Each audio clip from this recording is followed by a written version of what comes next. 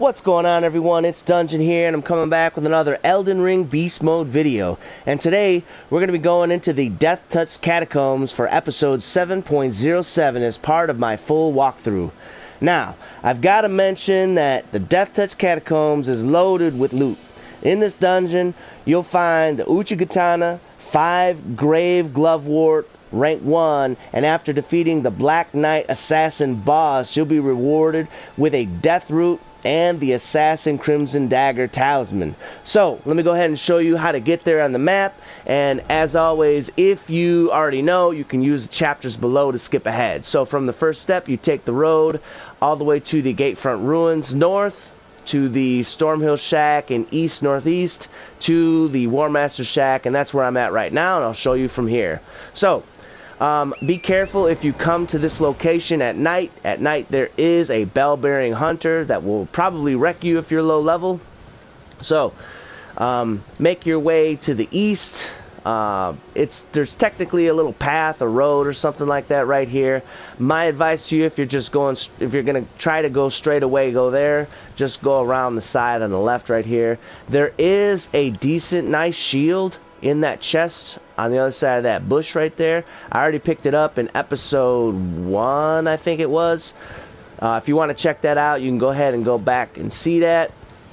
So, now we're pretty much here. It's a pretty quick ride, and we are now at the Deathtouched Catacombs.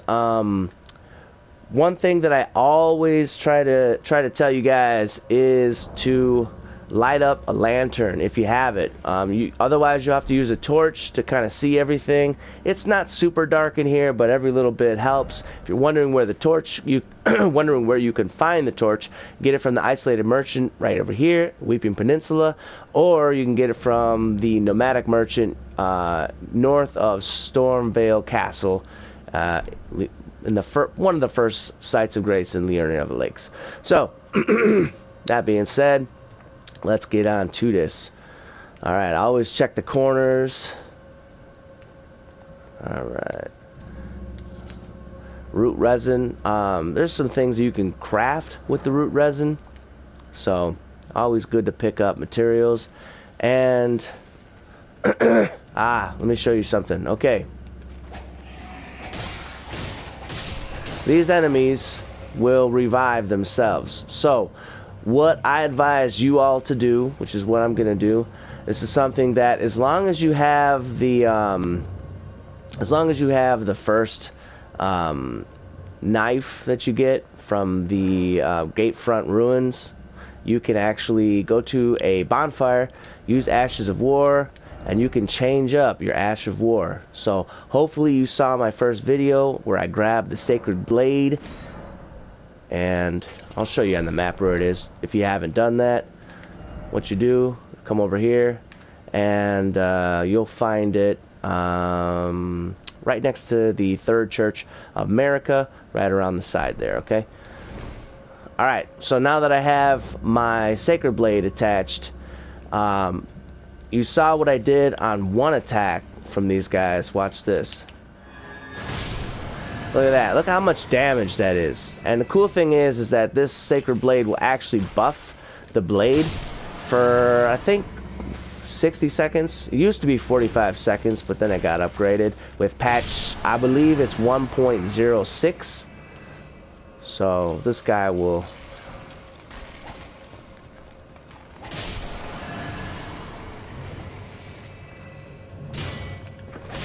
There you go. Alright. And I also say this all the time, make sure that you come in here with a shackle. You get that for the Murkwater Cave. I got that in episode 7.03, I believe it was.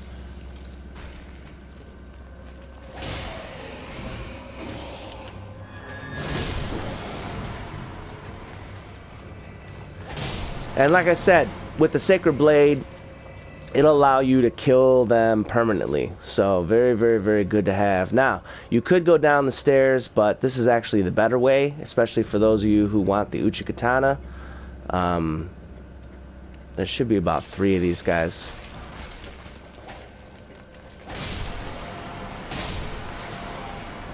Was only 2. Alright, so the Uchigatana is right over here. There is a skeleton who's going to pop up as soon as we grab this. Yep.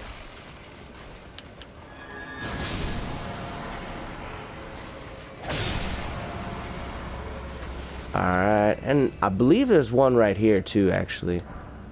Let's see. Maybe he'll only pop up after I go down below. Yeah.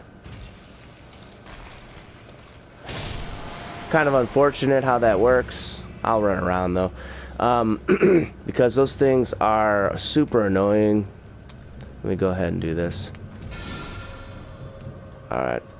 And I have plenty of flasks, so I really don't mind continually using the Sacred Blade. It's definitely worth it.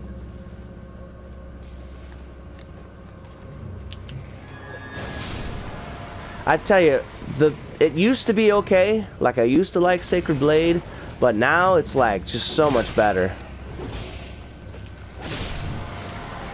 And look at the reach, man. For those who are wondering, this is the Bandit Curved Sword. I farmed it in one of the previous episodes, so if you want, check that out. It's a very, very, very good weapon for pretty much any kind of infusion, actually.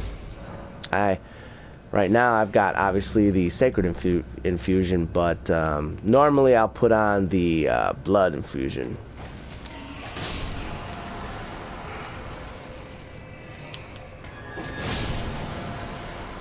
Man, oh man. So, I will, look, if you do not have the Sacred Infusion, you see how I'm chopping these guys up so easily. I mean, I do have an upgraded weapon and everything. It's like plus 14. But even without it, if you have the Sacred Blade, like, you'll be chopping through them like butter, man. Like, for real. So, at this point, if you want, you can go back to the Site of Grace, rest up. Maybe you need to replenish some of your flasks and stuff like that. I won't.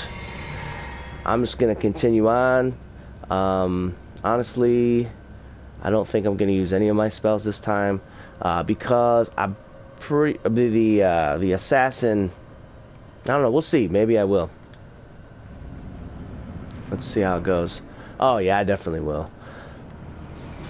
Alright, first thing. And now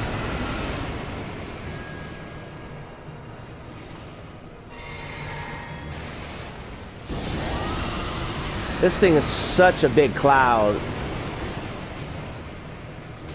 Yeah, now basically I could just, oh no, I didn't get him enough, huh? Alright.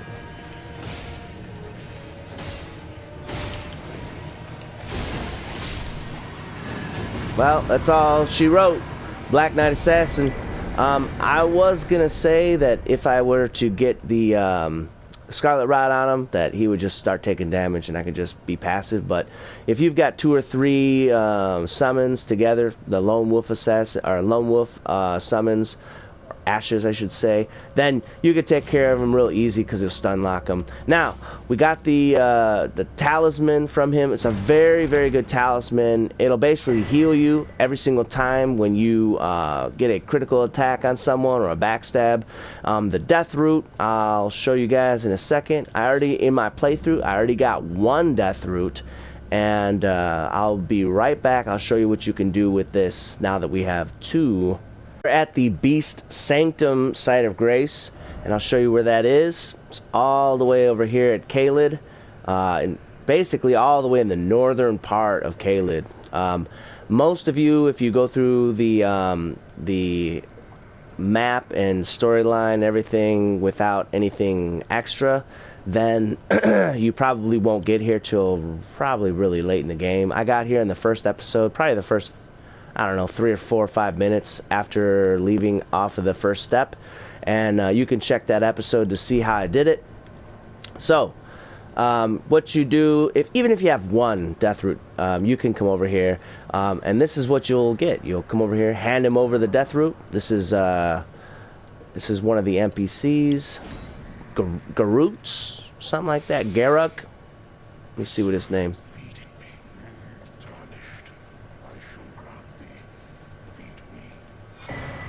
Alright, so for the second one, we get the Beast Sling and the Clawmark Seal. For the first one, you get the Beast Eye. Alright. And the Beast Eye, for those who don't know... Yeah, for those who don't know, the Beast Eye will shudder or shake or whatever whenever you're somewhat near more deathroot. So this kind of, it helps you find more deathroot. And then the other two, the seal is a incantation seal that scales with strength and faith, and the spell, the sling, go ahead and show you guys. It was regarded as one of the best incantations for like causing people to break their poise or whatever. Now I'm not exactly sure if it still will do that. If they did, I think they nerfed it a little bit, so we'll have to check it out and see if it's still good. I never really used it, but maybe some of you did. Put in the comments if you think it's still pretty good spell. Otherwise, that's all we got. Showed you the NPC, showed you the Deathtouched Catacombs. As always, thanks for watching, and bye everyone.